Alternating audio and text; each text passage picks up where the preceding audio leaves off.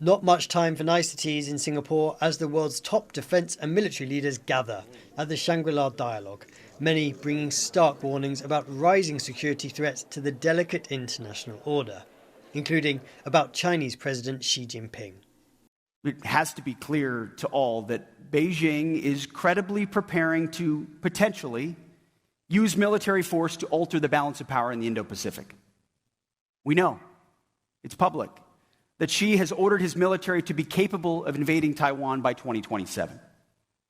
The PLA is building the military needed to do it, training for it every day, and rehearsing for the real deal. Taiwan faces an existential threat from China, which claims the self-ruled island nation of 24 million people as part of its territory and has been increasingly conducting military drills around the country. But it's not just near Taiwan that China is throwing its weight militarily. China's activities are getting more expansive and more aggressive.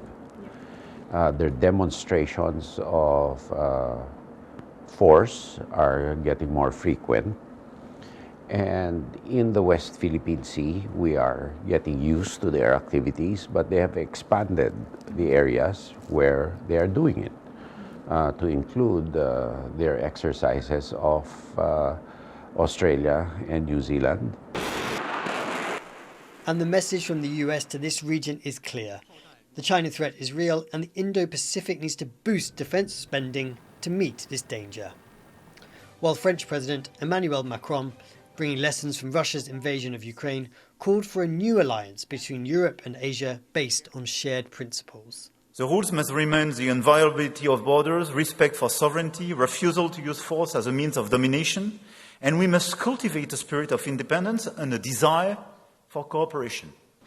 Conspicuous in his absence, China's defence minister, Beijing instead sending representatives from the country's National Defence University to hit back on claims of rising Chinese aggression.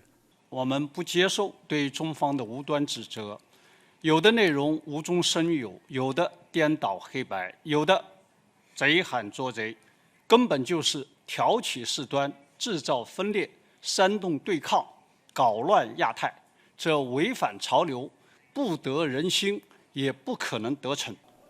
The lack of a high-level delegation from Beijing here as the world's top security officials meet may be a warning in itself. The stakes are rising here in the Indo-Pacific and the time for talk may be running out. Ryan Wu and Rick Glauert for TaiwanPlus.